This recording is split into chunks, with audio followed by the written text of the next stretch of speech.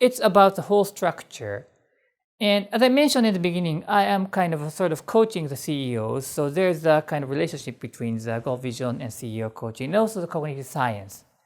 So if you look at the left-down side, it says that cognitive corporate coaching, which I have developed together with my master and also my business partner. And this is based on the cognitive science and kind of built to kind of support the organization or the teams, which is a foundation.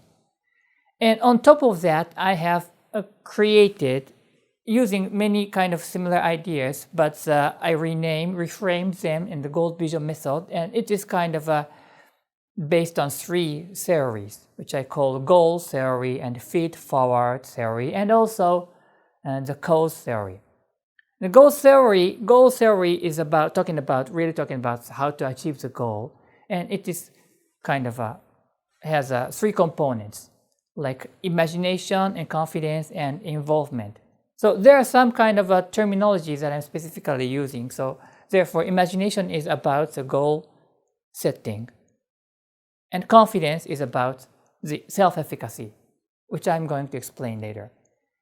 So the involvement is something that I'm really going to talk next week. And together with this, I have some kind of, these are the 3 elements, but I have some experience about the organization or a team or a business. So combining these 2, I am luckily able to provide the kind of service called CEO coaching to the executives. And sometimes the top athletes or kind of artists come into me to ask for support. So this is a big framework. And in the next slide, I'm going to talk about these 3 elements about imagination and confidence and involvement. So it's about the goal theory, and on the bottom side, you see the imagination and confidence. I will add some words to them. And these 2 are the essentials from the standpoint of cognitive science. So if you just look into the cognitive science, you will just need the goal and the self-efficacy. These 2 are the key critical pillar. However, as I mentioned in the beginning, I have found that we need to gain support. And probably, at least around me, I see people who, of course, they have a goal and they have an efficacy and they become successful. That's one kind of a pattern. But on the other hand, there are people who doesn't have a clear goal, who doesn't have a clear kind of powerful confidence, but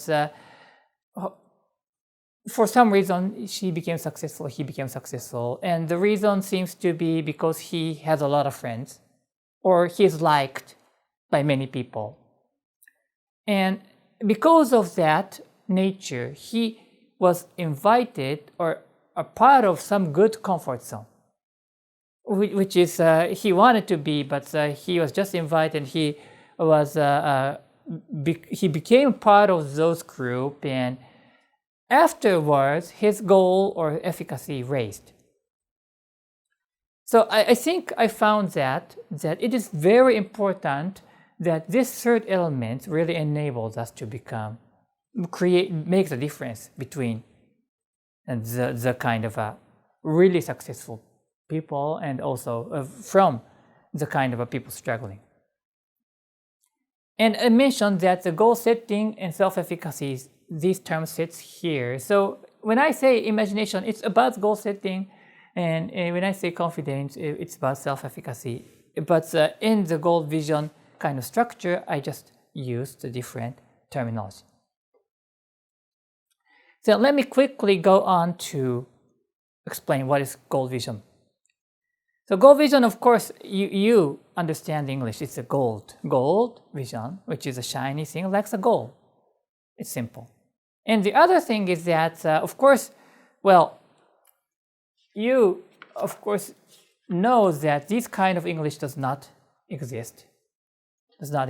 But I wanted to say that if you add ed, it's a kind of a present perfect, so which means that achieved, finished, completed, things like that. So the vision that is already completed, which means that you are envisioning something, but that is completed. And in the previous section, I told you that if your brain believes that as real, that will become true, which means that if you set the goal properly, and if that is a gold vision, number 2, GOALED vision, then that become real.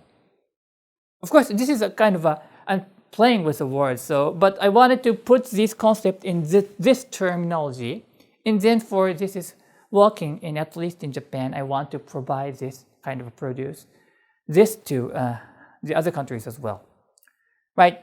So if you kind of increase sufficiently or more than sufficiently increase the level of the reality of the whole world, if you feel that it's real and really real, then your vision will become true. Okay? Well, let's think about this. Every achievement is the outcome of having goal vision. Well, I've listed a lot. There are more. But let's start with this one. So, hieroglyph. So this was obviously written on the kind of stone, but it started from, a drawing in the cave, right? If you remember its history, it was on the cave. Somebody drawing something or writing or kind of something on the wall of the cave. He had a clear vision that what he's drawing will be useful later on. The other people wouldn't have that. Probably they didn't understand. What are you doing? It may look like that he's just kind of like a kid. But he had a clear purpose that this is going to be beneficial. He had a clear vision that this is going to work for somebody. I guess that was the start of word or characters, or numbers as well, maybe. Now, I explained this very quickly, but I hope this kind of means something to you. Somebody had a vision, idea that would realize later on, but other people didn't have an idea. They couldn't understand. This is the innovation, right? Nobody understands, but only you know what that will be. For the time being, nobody understands. You are just a crazy guy. But that becomes true.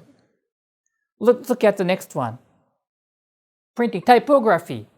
Long time ago, if you want to kind of duplicate a book, you need to write them, by handwriting.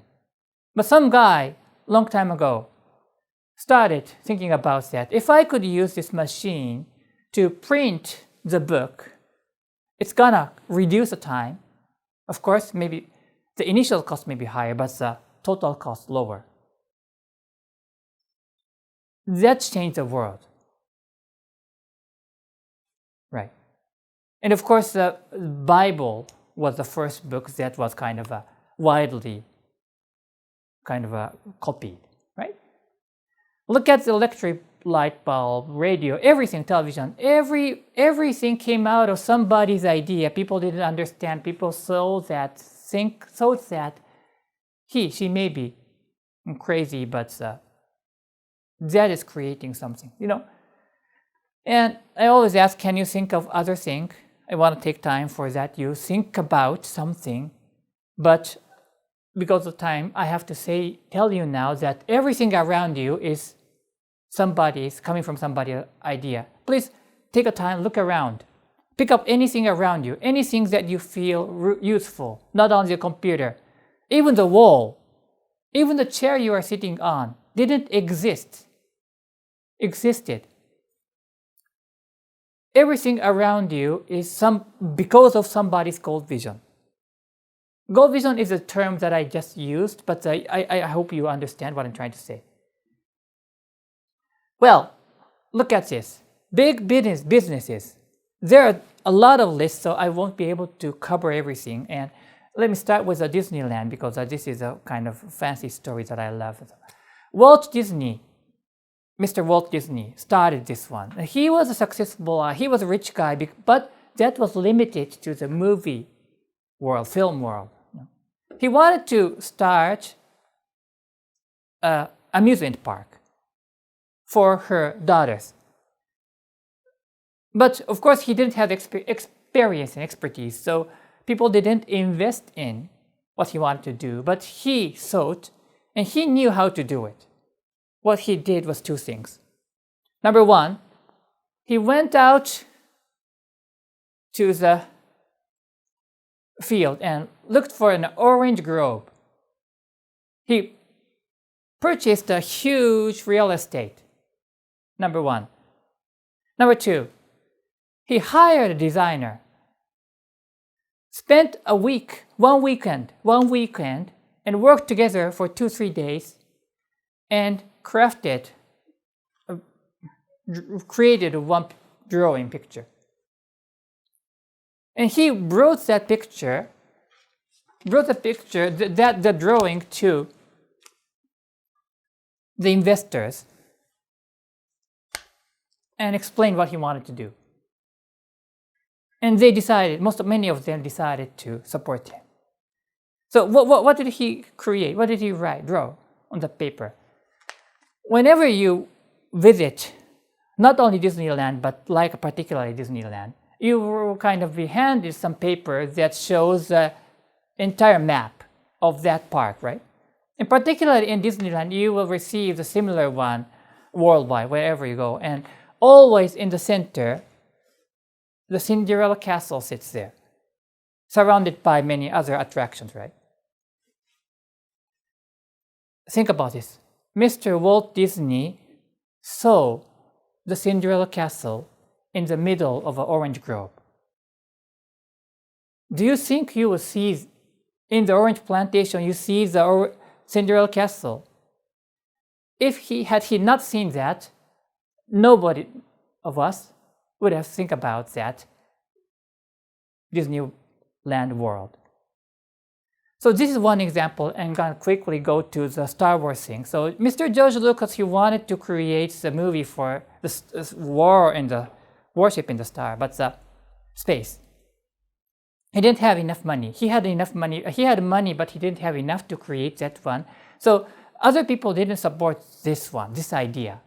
But now we know that this is the kind of most successful, most famous movie of the kind of a space war, But people didn't think that that would be successful. But he had a clear idea that this is going to be successful. He knew what the movie will be like, and he kept moving on.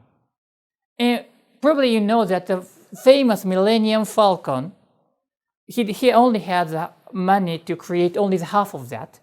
So he had to film the full film with only the half of the Millennium Falcon, particularly on the first one, right? But now we know, after 50 years probably, we are able to enjoy the whole world, which was only the outcome of his gold vision. And I don't have to state all the names like a Google or Facebook. Any corporation who are successful has the gold vision. And then, now we're starting to know that, okay, everything started from the gold vision, and is this only for the genius?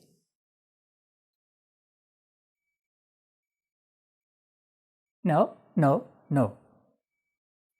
If you kind of apply the concept that I'm sharing with you, which I never say that I invented this. I just got to know, learn from the teacher, learn from many books, and kind of reorganize this so that it become more powerful.